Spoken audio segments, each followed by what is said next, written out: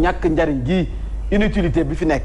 am na ñoo xam ne arrogance bi ñu àndal fii ci réew mi mënuñoo fexe ba woon nit ba mu wóol gestu leen ab ministre wala nga jël kenn koo xam ne jox ko yenn responsabilité yi ci ab gox ba noppi buy romb askan wi faalew leen bu delluwaatee par exemple nga ñu jël ab benn ministre Tëngéej faalewul askan wa dem ku fa am activité wala ku fa am dëj wala ngénte gestu la dimbaliw leen jàppalew leen bu fa ñëwee yaakaar naa ne tabaski moo jot mu dem tabaskee fa wala korité moo jot mu dem korité fa bu loolu weesoo campagne électorale nga ko fay gis mu wàcc àndax ay góoreem mais kuy dem sa dëkk wala kuy dugg sa kër ut ay garde rapproché xamal ne kon sa kër la nga fa def du noonu kuy dem si sa gox ut fa ay garde rapproché c'est parce que la nga def sa gox ba du noonu booy dem sa kër soxla woo ku la gunge yaa moom kër ga nu la neex nga fay daagoo moom ci boppam moo war a tànn am na ñoo xam ne amatuñu njariñ politique du sentiment du deret ay cadavre politique nañ ay cadavre politique nga dooleel jeunes yi local Tëngéej am na benn daan bi ñuy wax yoon ni caam dafa rey boppam ci battre campagne def lu ne moom sa Rufisque moom rek moo osé taxaw défendre bilan Macky Sall foofee si Tëngéej moom ci ñiy sauver l'honneur sa la bokk ndax moom au moins centram wala bureau ñafe na fa ba am dara boo doon jël jigéen bi jiitu foofu sa Tëngéej moom la et pourtant ñi nga xam ne ñooy responsable dañ koy nëbb di ko naj parce que xam na ne peut-être bu fëlee ñenn ñi dootuñu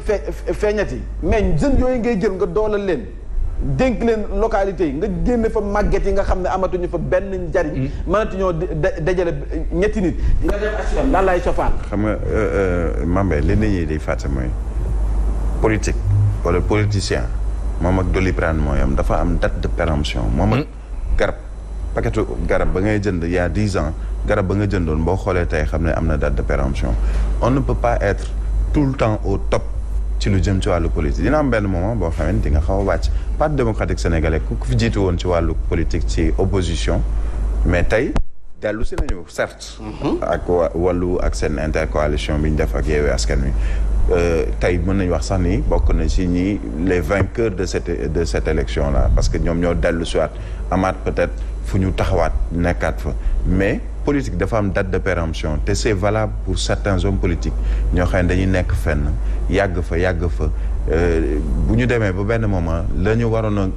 liggéey la ñu waroon a def pour seen parti wala seen coalition dootuñu ko mën. non dafa leer gis nga doole la jeunes yi nekk ci département yi boo bëggee am dara parce que politique bi léegi ñii jeunes yee ko yor boo ko weddee laaj ko waa Yewwi Askan Wi seen jeunes yi la ñu yor ñooy battre campagne ñooy dem te yoruñu lu bari.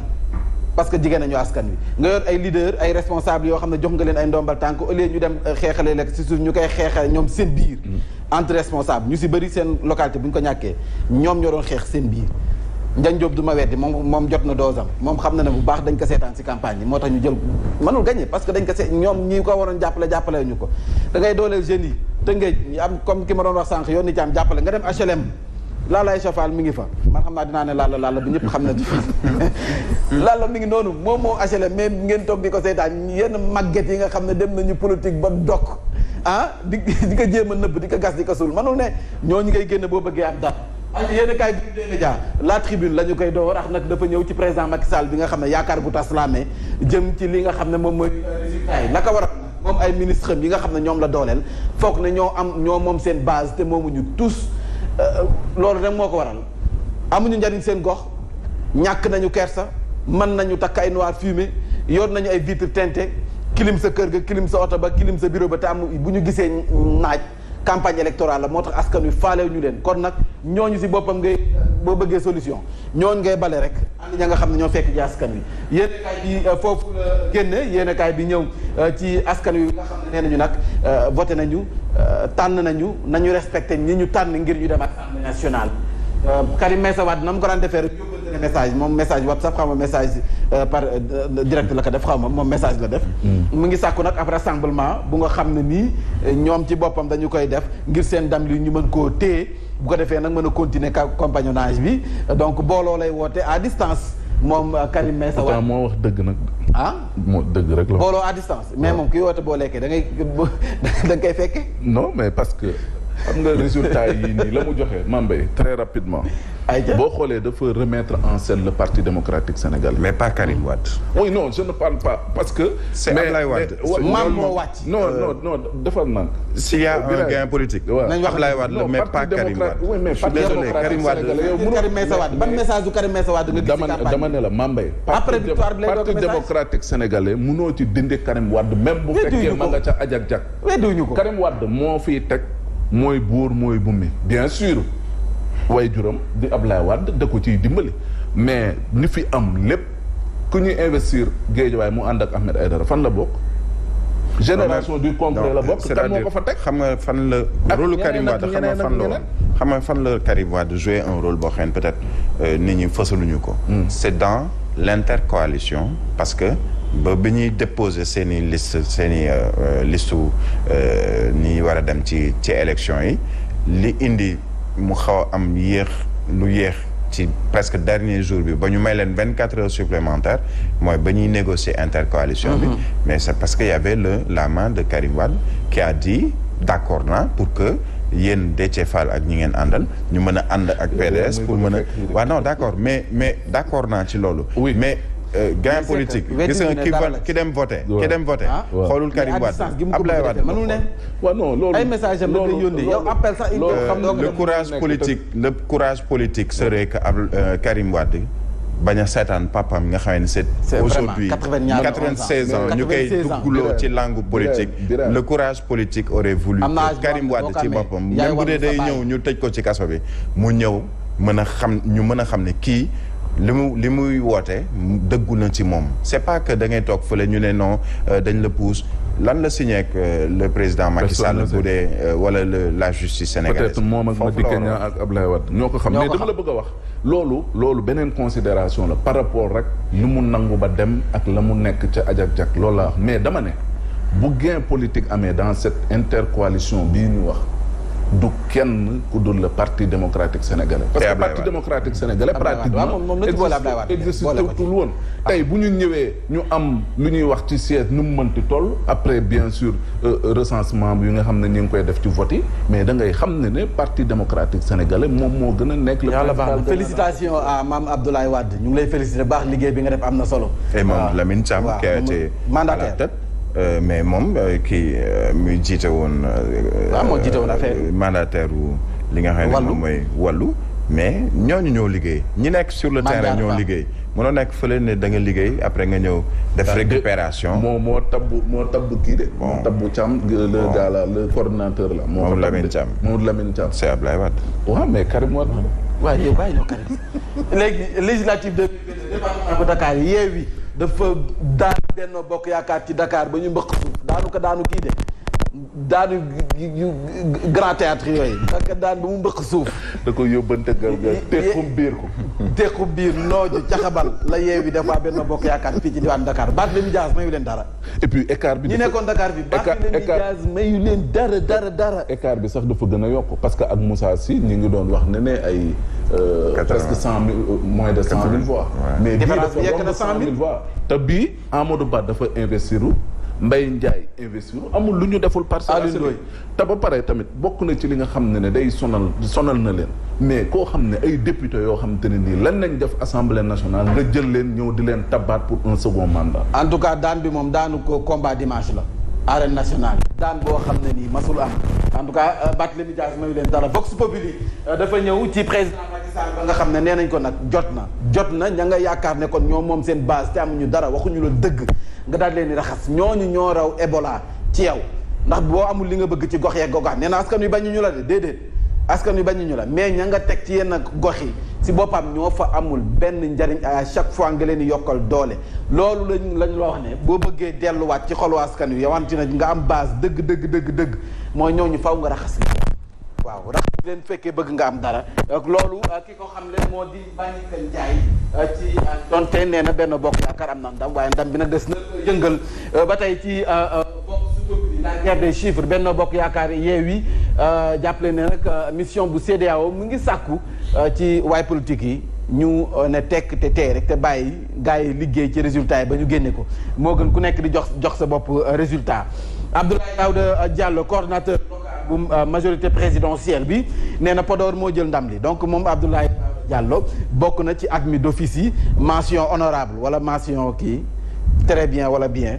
moom kay foofu score soviétique moo fa. waaw moom kon mention avec les félicitations. très bien avec les félicitations du jury. du jury Abdoulaye Daouda Diallo bokk na ci ñi nga xam ne mention la ñu am ci li nga xam ne moom mooy législative. xanaa kon Barthélémy Dias lan la am. Barthélémy Dias très très très honorable. d'office. ñoo nañ nag Walf Quotidien lii daaneel président Macky Sall mooy dundu gu cher gi. waaw oui c'est sûr dundu gi cher gi askan wi wax fa dëgg neex yàlla ñetti doomi pendenaar yi bëri na si ñu nga xam ne mataletuñ ko ndekki añ reer am na ñoo xam ne mataletuñ ko loolu faw nga bàyyi si xel ne bokk na si la daaneel transhumance bi ña nga xam ne dañu gañe woon noonoo yaay askan wi yaakaar leen ñu gañe ñu jël seen i bagage dem fekk ñooñu askan wi mere nañu leen troisième mandat bi kon nag Bougane Gueye Dany bokk na ci li nga xam ne moo tax du man sax troisième mandat mais Bougane Gueye Dany bi nga xam ne moo en woon troisième mandat bi di ko xeex bokk na si ñi tax ñu daal di lay gagné ci li nga xam ne mooy législative bi kon nag boo mereel Bougane parce que mooy bokk na si ñi tax nga perte. Bougane kat dañ ko yàgg di nongot. mu ne leen nag moom écarté ma du tax ma génn l'absent le plus présent non Bougane. yaayee de. Bougane mooy mbëri nga xam ne boo ci deful it parrainage nañ li. mooy mbëri nga xam ne même da ngeen di bëri même boo ko daanee da ngay génn muy xëy di bëri xew ba quartier ba ASC yi nga xam ne boo leen gagné dañuy xëy xax yow ba sa quartier. moom Bougane genre yooyu la remontada bi nga xam ne am na sa Kaolack bi tey moom it admis d'office ak mention lan moom it admis d'office yi si la bokk ci moom mënul am mention parce que dañ ko gagné woon local. kon passable. non deuxième premier fait. non am na mention. passable. peut-être. bien rek. non premier fait. Abdoulaye Seydou Sow moom nee na mention très bien la bëgg parce que nag neexul ba neex mais. am na ndamam moom nee na xëccoo ko kenn te lu mu rawee gars yi moom kenn mëntu ko wax moom Abdoulaye Seydou Sow waaw ñoom ñu ngi nii waa mention yi waaw moom nag nee na ñi nga xam ne am nañ mention bu nu mu tudd très bien Maguette Sène Abdoulaye Seydou Sow Mountaga Sy ñoom ñooy ténor yi Benno Bokk Yaakaar ak dugg tigi ministre Sidiki Kaba moom it si ténor yi la bokk ñii nee nañ fu mu nekk ñooy chef yi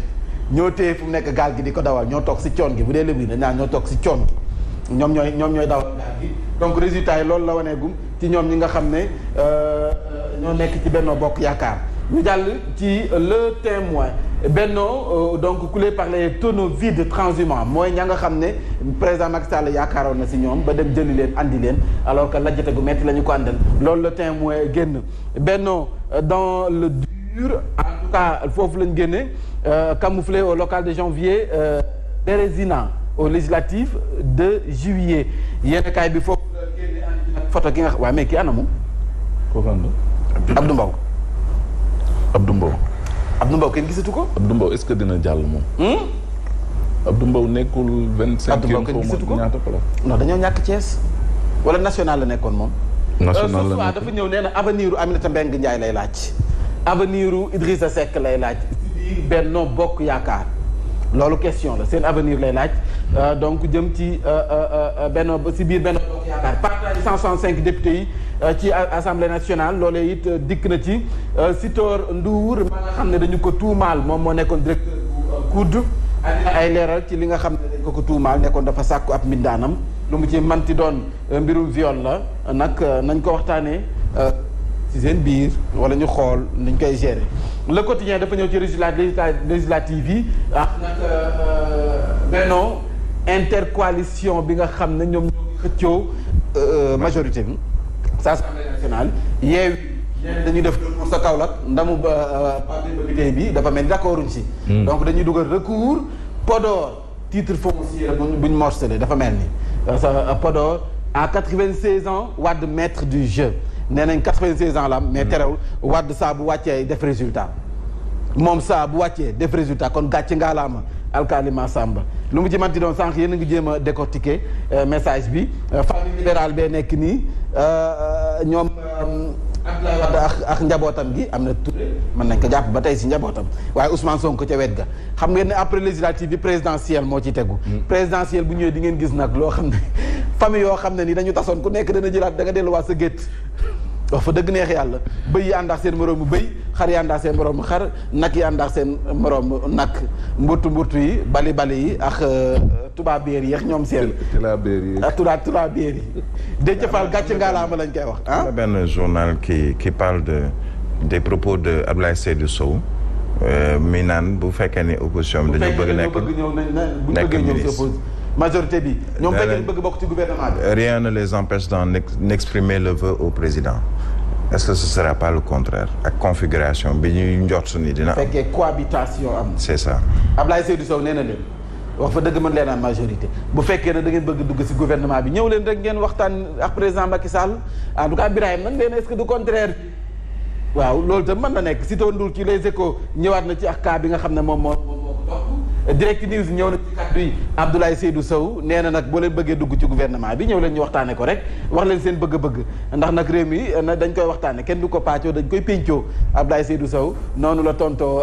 gars yi les faucons sont toujours de service fu mu nekk ni nag lan la ñuy waxtaane moo di nees mën a def ba majorité bi sa Assemblée nationale ñu daal di koy am ndax dañuy waxtaanaax yenn député yi ndax valise yi dafay génnaat mallette yi koppar bi comme te fu mu nekk nii en terme de milliards la ñuy négocier fii ci réew mi en tout cas ku nekk ku sa am sa dignité mën nga garder la tax ñu fal la. en tout cas de. waaw sa assemblée nationale. fu ñu mën ci dem ci assemblée bii ñu. am naa ci ay préoccupations de te loolu beneen waxtaan. am nga ci ay préoccupations. waaw ba pare tamit xam nga Mambay peut-être foofu nañuy terminer. lii am tey ku nekk di xëcc maa gañe woo ñoo gañe nangam ak nangam dama ci am benn mbir moo xam ne dama ko ci seetlu. te loolu jógewul lu dul ci média yi. parce que proclamation quand même résultat nekkul ne dañ lay wax ne ni nit kat gañe na tel bureau de vote gañe na tel bureau de vote gañe na tel bureau de vote ëpp nga tëb nga ne diw moo gañe commune bi. mais loolu daf ci am ci ñu bare ñoo xam te ni ci plateau yi da nga leen gis ci décompte rek nit gagné na ñaari bureau de vote wala ñetti bureau de vote nga ne diw moo gagné commune ba wala nga ne diw moo gagné département ba te yow amagoo dara lu la leer ci décompte nañ toll kii nangami xob la am kii lii la am à l'échelle communale après à l'échelle départementale parce que foofu nañuy calculer yëf yi mais nga tëb nga toog fi nga toog quand même nga ne way diw moo gagné